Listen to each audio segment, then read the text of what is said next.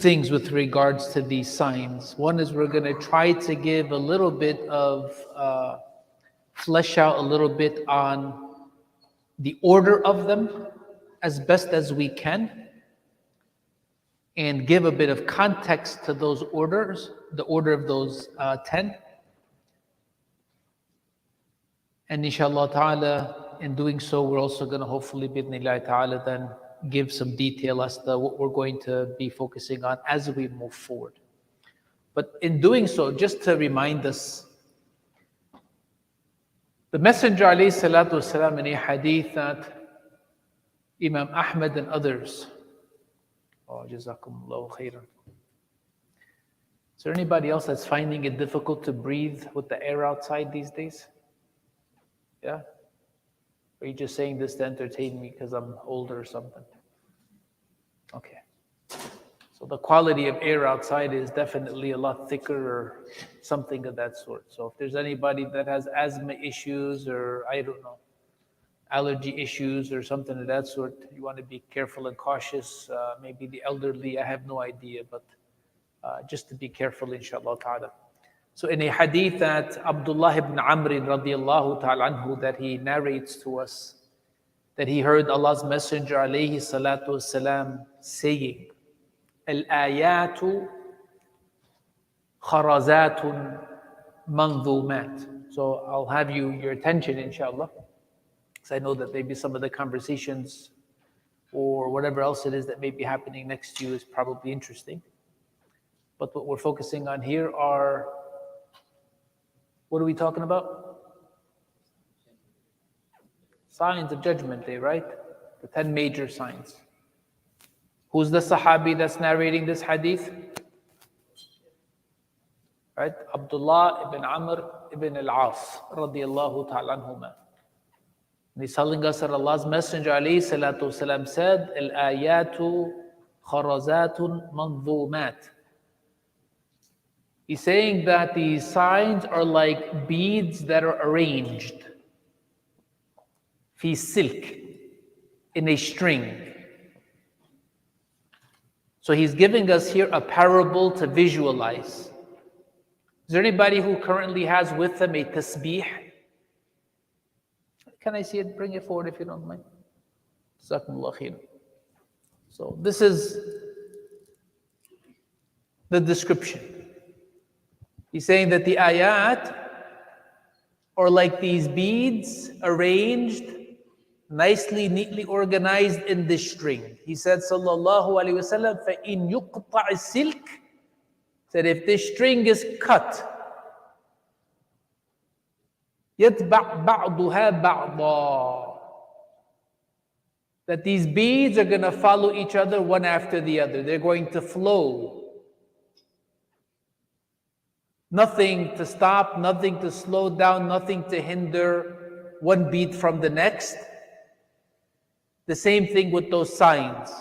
That once that first sign comes, whatever it is that is preventing that first sign from coming, of what Allah Ta'ala has made of that knot in the string, once that string is cut with regards to the signs, the major signs, then the major signs are going to basically flow. They are going to come to pass one after the other in the same way that these beads are going to flow from that string. Are we clear?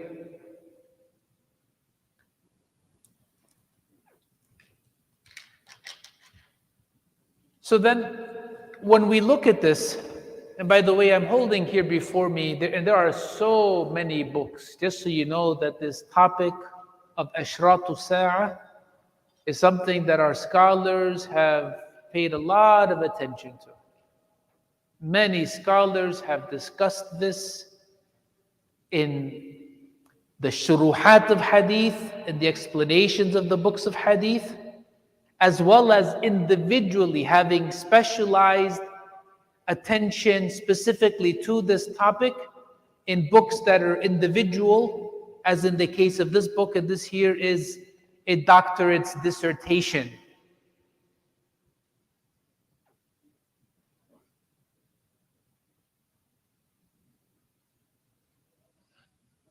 And I want you to pretend for just a second. Imagine that you're me, that you're sitting up here and you're teaching. You're sharing what Allah Azza wa Jalla and what His Messenger Sallallahu Alaihi Wasallam is telling us about such a major and important teaching. And as you're looking at the faces of the audience, you're seeing all sorts of things.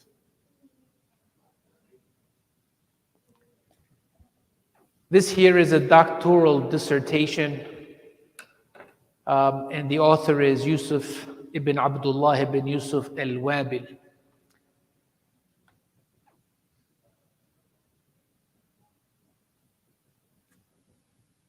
And among the things that he basically discusses is that there isn't really anything to be 100% certain to say from 1 to 10 that there is one particular hadith or a particular sahabi in a particular hadith narration that has given us these 10, because there is the same sahabi in different narrations that has given us different variations.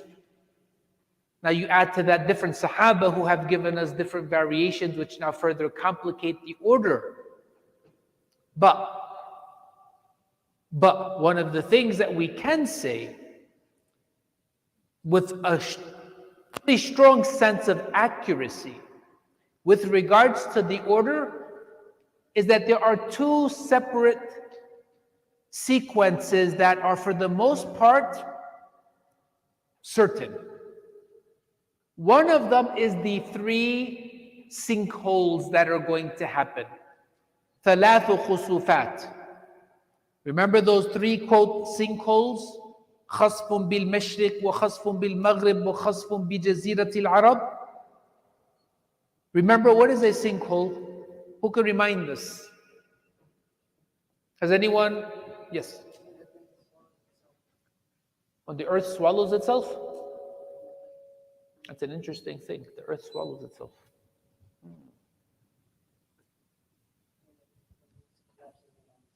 When it collapses in on itself, right? So you've probably seen some of these pictures, right? Where they've had these, even here in the United States, Florida, some of these different places, etc., where you have this huge circle. It almost looks man-made. Huge, ginormous circles that go sometimes even hundreds of feet deep, open up out of nowhere, swallowing up streets, houses, whatever's there. And they really don't know what's causing them. Some of them bigger, some of them larger, some of them wider, some of them deeper. But imagine these are still something that are considered to be, okay. So when we're talking about these 3, and again, we'll discuss them in a bit more depth, but these three are going to be happening back to back in a way that their order and sequence, this is something that's, for the most part, we're certain that they're going to be happening in that order, or they're going to be happening basically without anything else of the other major 10 signs kind of coming in between them. In the east and the west, in the Arabian Peninsula. So that's 3 out of the 10. What are the others? The other 3 is the coming of Ad-Dajjal, the impostor, the Antichrist. The second coming of Isa alayhi salam, Jesus the son of Mary. And then the coming of Ya'juj and Ma'juj, the Gog and Magog people. These 3 in the order. These are the other 3 that for the most part, the order of them is certain. So that takes care of 6.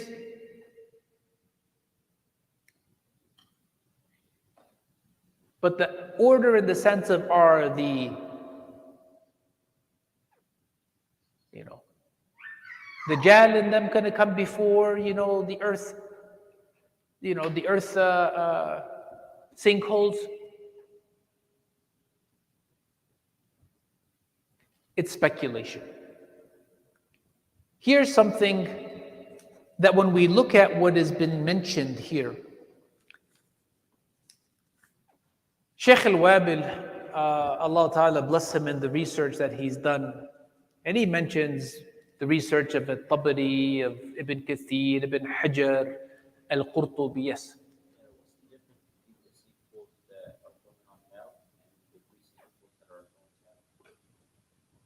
So we'll talk a little bit more about them, but anything of what we're talking about now compared to what these 10 major signs are, is that the 10 major signs are going to be something at a cataclysmic scale that are unprecedented. So much so that when that happens, people are going to automatically recognize that this is like the end of the world. This has never happened at this grand a scale ever. Kind of like, for example, volcanoes, right? We've seen volcanoes. But have we seen super volcanoes? They've talked about super volcanoes, right? They've talked about Old Faithful, right? The geyser that's there in Yosemite. Has anybody heard anything about that? Right? So the point is, we've seen volcanoes. But when these, quote, super volcanoes go off, and Allah Ta'ala protect us and protect everybody, when those super volcanoes go off, it's going to be undeniable that this is something that is unprecedented. And the destruction that's going to come along with it, it's going to be clear to people that this is something else. And Allah knows best. Yeah.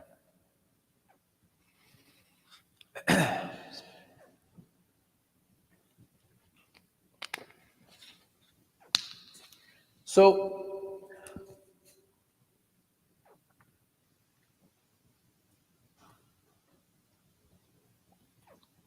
what does Al-Wabil do?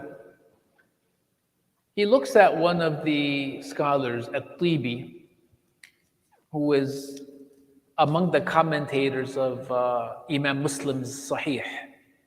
And he likes what he has done of his analysis and synthesis of the different commentators' approach and understanding to the ahadith. And so he basically takes his approach and his position. So what is it? I'll tell you here.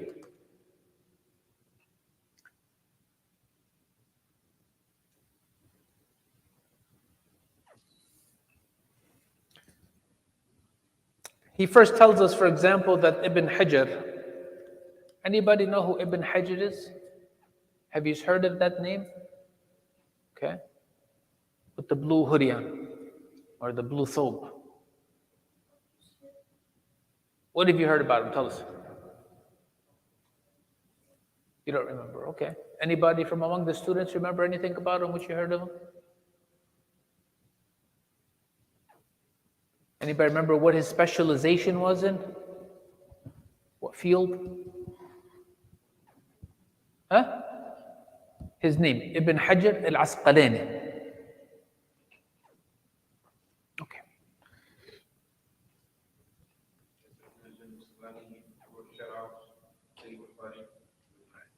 So in Hadith, he was a scholar of Hadith. He was considered to be Amir al-Mu'mineen, basically the top, one of the tip-top leaders of the scholars in the science of Hadith. So he takes a look at these different narrations of Hadith, and he says, he thinks, Ibn Hajar that is, that the order is this, that the first of these 10 signs is the Dajjal, then the sun rising from the west, then he says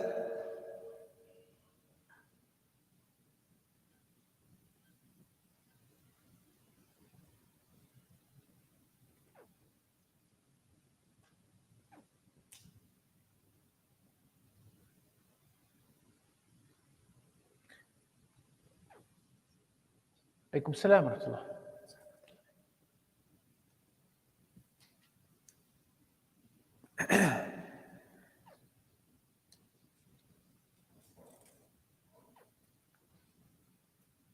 He then says, breaking it up, that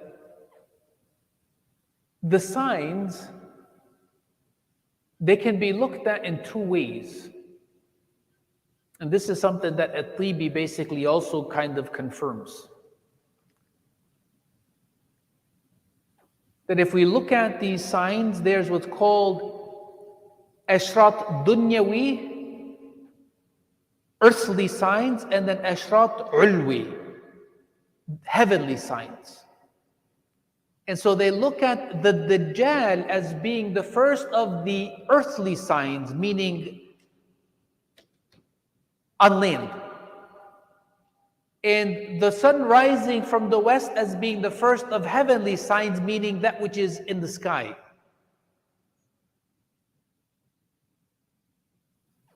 So the categorization of these 10, that even in the way that you're looking at it of being, well, it's going to have to happen 1 through 10, that they're even breaking it apart in a way that they're looking at it to say, yeah, well, our 1 through 10, it doesn't have to necessarily be 1 through 10 from that perspective, but rather on land, in the sky, as being two separate things. So from that perspective, what's first on land and what's first with regards to the sky, each one of those is going to have its own first sign. And if that's the case, then you're going to have the last sign for what's on land as well as the last sign for what's up in the sky. It's a pretty interesting place to hang your pen. Is with me? So where was this part here? Here we are.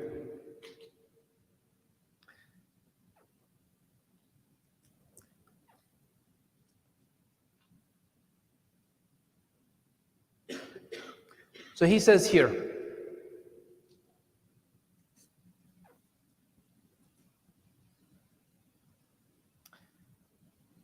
قال الطيبي الآيات أمارات للساعة, that these signs are indicators to Judgment Day. إما على قربها, so this is one way to look at it. Signs that the time is near, وإما على حصولها, or that it's occurring. So this is A. B, and so looking at it from this perspective, and from the first, that it's near is the Dajjal, and he's breaking it up as such.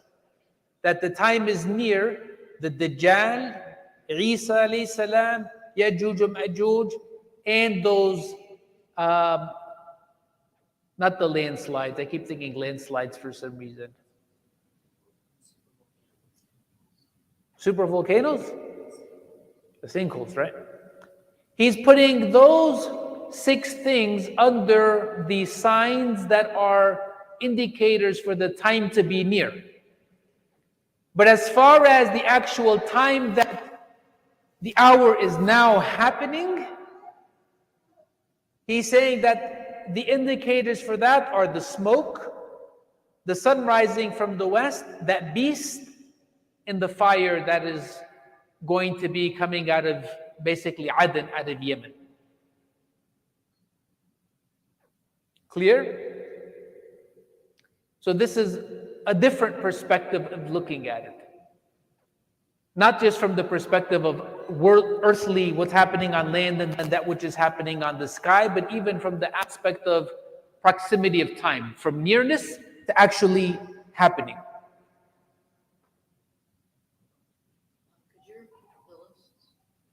Sure. So with regards to nearness, and we're talking about time here, that it is Dajjal, Isa alayhi salam, Ya'juj and Ma'juj, and the 3 sinkholes. And then the indicator that the time is actually like happening that it is present, it is the smoke, the sun rising from the west, that beast, the dabba, and the fire that is going to collect the people to the gathering spot for judgment.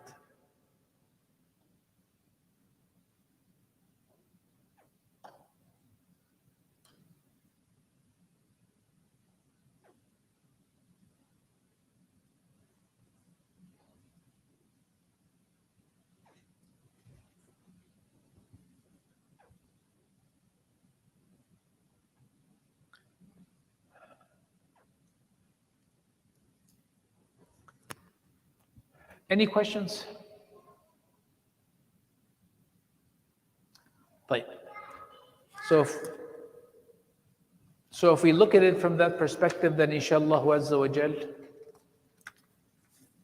and bidnillahi ta'ala, the first focus that we're going to have starting from next week, inshallah. We do have class next week, right? Or we're not sure because it might be Aqeedah,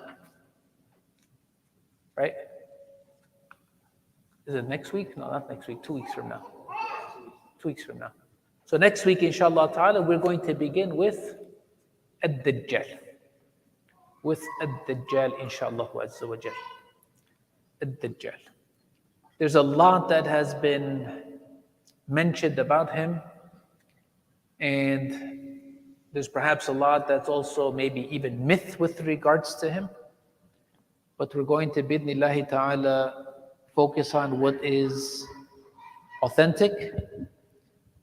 And just so you know, inshallah ta'ala, there's nothing to the best of what I have come across in all of my research that has anything of him being mentioned in the Quran. So anything and everything of what we know about him comes from the Sunnah. That it comes from the Sunnah. So we'll be covering the Dajjal first, and then we'll go ahead and we'll move along with the different focuses. Since there is so much about him, he may take more than one session, and some of the others that don't really have much information, like the sinkholes, that may be something that we even group together with, some of the others that, there's really not much information about them, just so you know, inshallah ta'ala. But otherwise, that's where we're at as far as tonight, inshallah. And we have plenty of time left, so yes.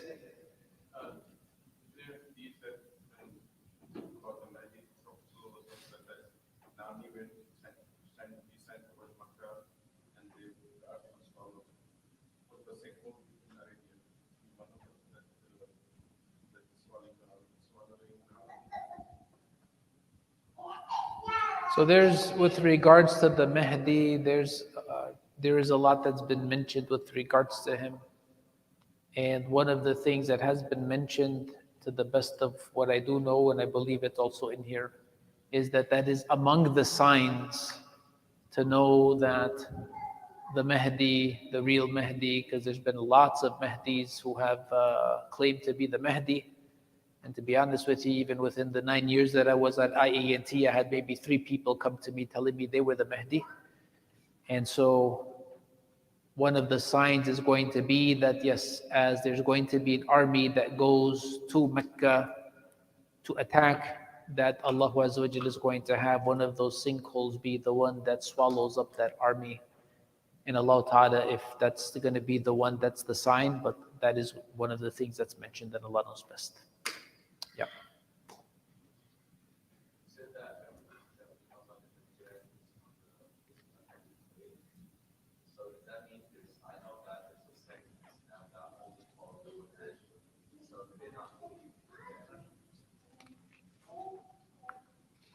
So those folks who say that they only believe in Quran and they reject the Sunnah because of whatever different misconceptions that they have, then naturally they would not believe in anything of the Antichrist, the Dajjal, among many other things.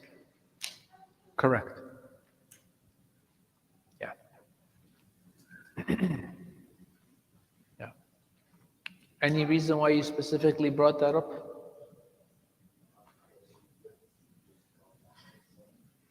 Excuse me? Okay. Yeah.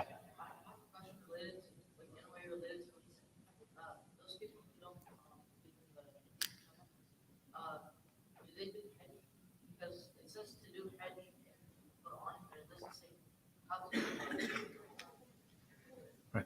So those folks who say they are Muslim and they only follow the Quran and they reject the Sunnah, these are folks who basically their Islam has more holes in it than Swiss cheese. Whether it be their salah, whether it be their hajj, whether it be their siyam, whether it be their zakah, their pillars of Islam as well as their pillars of iman are going to have so many holes and gaps in it, there's no way for them to fulfill them. Unless it's going to be left for them to, of their own opinions and judgment, to just do whatever they want to do. Because when it's left to just what's in the Quran, Allah Azza wa Jal has left the majority of the Quran to be fulfilled through the Sunnah. And so that being the case, they're not going to have those teachings from the Quran, so how are they going to do that? So that's exactly the dilemma that they have. But here's the real, irony in it. Allah Azza wa Jal in the Quran is telling them, like He's telling everybody, قُلْ أَطِيعُوا اللَّهَ وَالرَّسُولِ. Right? And in so many different variations, Allah Ta'ala is commanding in the Quran saying, and obey Allah and the Messenger. So how are you supposed to obey the Messenger? Is it only while he's alive, sallallahu alaihi wasallam? Well, especially while he's alive, right? But it's true after his death as well. And the way that it's supposed to be fulfilled after his death is by following his guidance, his sunnah, after he's passed away, sallallahu alaihi wasallam. Yeah. Yes.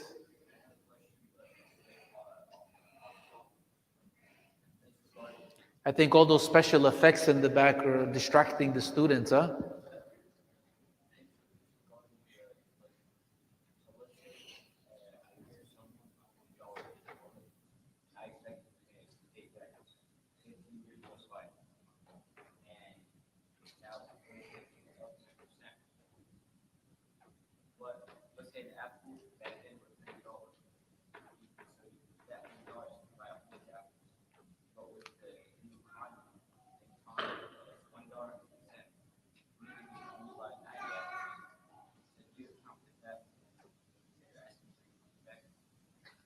It's a great question. The brother is saying with regards to money and the purchasing power of money, inflation and all of that sort of stuff.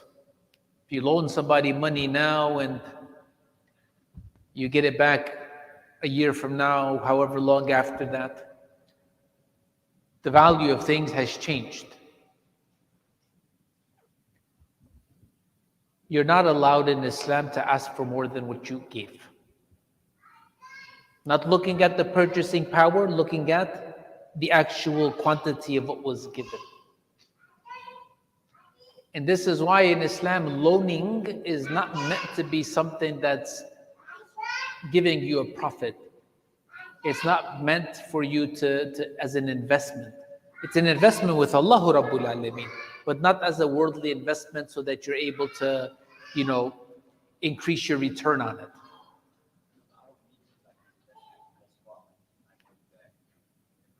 So you're going to get your money back, but it's only going to be the exact amount, not in its purchasing power. So this is where, for example, if you're able to help somebody out and they say, hey, give me, if you don't mind, please loan me $100 and I'll give you back $100 in a week. Alhamdulillah, help them out.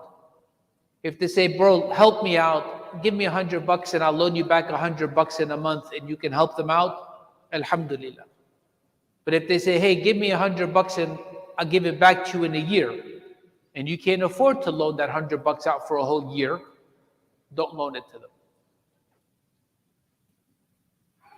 But whatever you loan, don't expect to get back anything more than what she gave. Here's the thing though.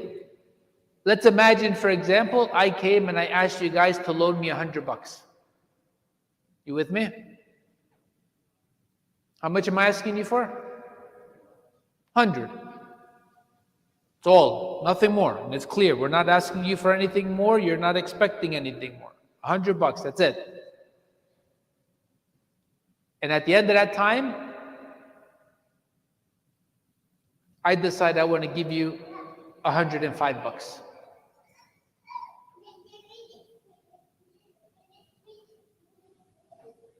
I decide I want to give you an extra gift. That extra $5 is a gift that had nothing to do with anything at all. There was no expectation, there was no stipulation, there was no contract, there was nothing about that. That's a different story. Whether I gave you $5, I gave you a cup of water, I gave you whatever it was, anything extra that was not included, nothing of a discussion, expectation, XYZ spoken, understood, otherwise, that's a different story. That's out of the kindness that the person does to show respect, to show gratitude, to show, that's something else.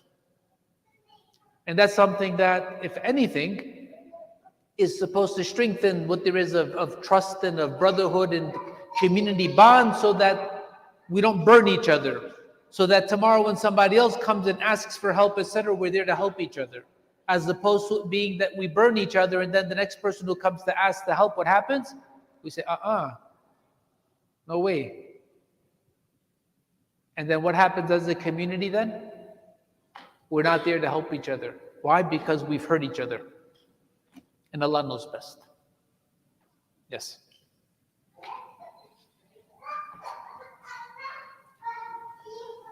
Were there any other questions? Yes. So if inflation doesn't count when somebody's giving you back the loan that you give them, wouldn't that discourage loaning during times of high inflation or unstable economy? He's asking, during times of inflation, wouldn't that discourage helping out people, giving them a loan? It will discourage some people. But somebody who's not looking to just deal with things on a financial matter, in a financial way, but rather looking to help somebody and understands that with Allahu Rabbul Alameen, it's not just about making that extra dollar, that percentage or whatever the case is. They're going to help when they can help. But if somebody's only looking to see how they can make more money, then no, they're not going to help. Because they're going to be having 1,000,001 different reasons and thoughts, and shaitan's going to put who knows what of hindrances and roadblocks as to why they can't and they shouldn't. Inflation, the economy, uncertainty.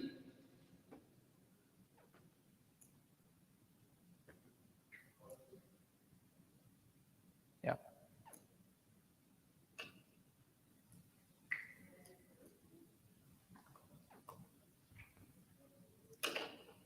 Helping people is something that you want to do and you should do, but you want to do so carefully.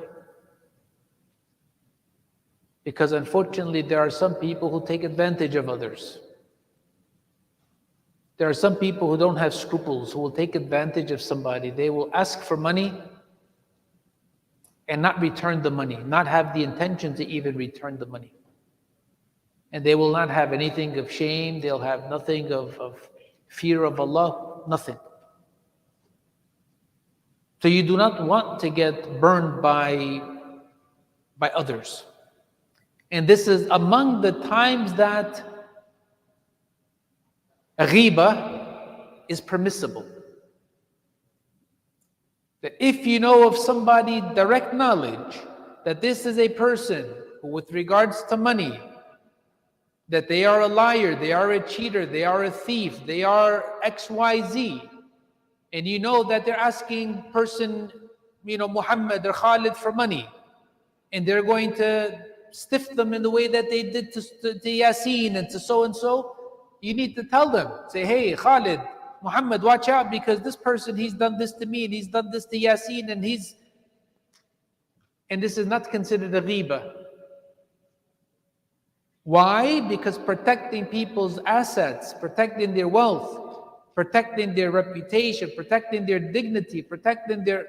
It's a requirement for us as Muslims. Okay? But in the case of somebody who they may be going through a hard time, and you've checked as best as you can to see what their circumstances are and so on, and you have the means, right? We're not telling you, for example, somebody who doesn't have they don't have the money to pay their rent, to not pay their rent so that they can help somebody else, so now they're also in trouble. No, you don't do something that hurts you to try to help somebody else. You need to make sure that whatever you're doing, you're not going to be hurting yourself. You help yourself when you can also help others, inshallah. You don't ever hurt yourself to try to help others. And Allah Ta'ala knows best.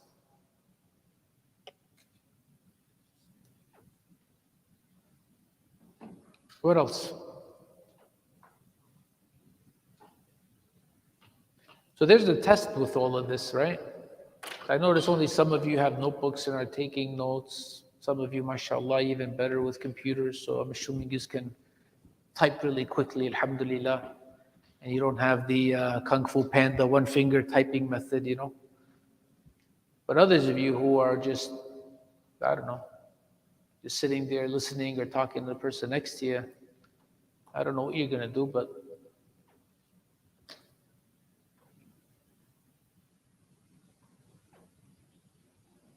I guess you'll figure it out when that time comes, right? Inshallah. Any other questions? Khairan, inshallah. You have some time to get ready for your for salah. Make wudu, use the bathrooms, anything else of that sort. Subhanakallahumma bihamdik, nashhadu an la ilaha illa anta, nastaghfiruka wa natubu ilayk.